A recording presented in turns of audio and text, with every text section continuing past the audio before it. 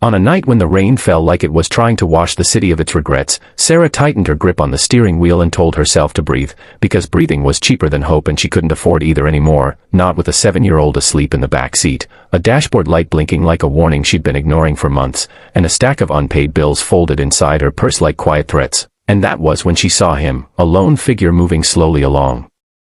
the shoulder of the road, soaked through, hunched against the storm, a man old enough to be the city's memory itself, clutching a worn briefcase and taking each step as if the ground might give up on him. And Sarah's first instinct, hardened by years of being careful, years of learning that kindness sometimes came with a cost, was to keep driving. But then her son shifted in his sleep and whispered, "Mom." And the sound cracked something open in her chest, because once upon a time she had watched her own father walk like that, tired and proud and invisible. So she pulled over, rolled down the window, and said the words that would change everything. "Get in, let me take you home." And the man turned, rain streaking his face, eyes sharp despite the years, surprised not just by the offer but by the fact that it still existed in the world, and he hesitated, apologizing in a voice worn thin by decades of being ignored, saying he didn't want to be a burden, that he was fine, that he'd only a few blocks left. But Sarah shook her head and opened the door, insisting, because sometimes the bravest thing a person can do is accept help. And as he climbed in, dripping rain onto the worn floor mats, he noticed the child sleeping in the back and smiled softly, the kind of smile that comes from remembering what it feels like to protect someone. And the drive was quiet at first, broken only by the rain and the hum of the engine, until the old man thanked her again and asked her name, and she told him, and he told her his, Mr. Hale, and something in the way he said it suggested that once, that name had meant something to many people. And when she dropped him off at a modest townhouse with lights warm against the storm, he paused before getting out, pressed a hand to his chest, and said, "You didn't just give me a ride tonight, you reminded me who I am." And Sarah smiled politely, not understanding, watching him disappear into the light, thinking that would be the end of it, just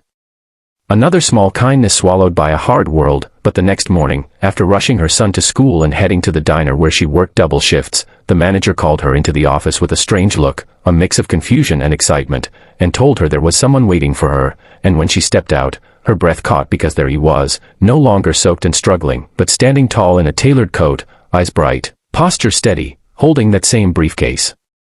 like it was an extension of his arm. And before she could speak, he smiled and said, "Good morning, Sarah," and explained that he hadn't always been just an old man in the rain, that he was the founder of a company most people drove past every day without knowing the name behind it, that he had stepped away after loss and illness, choosing anonymity over applause, walking to remember what life felt like without power. And that last night, when she stopped, she reminded him of the promise he made to himself long ago, to use success to lift others, not tower above them. And then he did something that made the room go silent. He told her that her debts were paid, that her car would be fixed, that a college fund had been opened for her son, not as charity, but as thanks. And when Sarah tried to refuse, cheeks burning, pride rising like a shield, he gently stopped her and said, "Kindness is not a transaction, but it deserves to be honored." And in that moment she understood that help, when given with humility and received with grace, could change lives on both sides. And as he left, promising nothing more than a handshake and a future where she could breathe a little easier, Sarah stood there shaking, realizing that the smallest decisions, pulling over, opening a door, offering warmth, can echo louder than any plan. And if this story moved you, if you believe that kindness still matters and that ordinary people can create extraordinary moments, then stay with us, subscribe to this channel, because every story you watch here is a reminder that hope doesn't need perfection, it just needs one brave choice in the rain.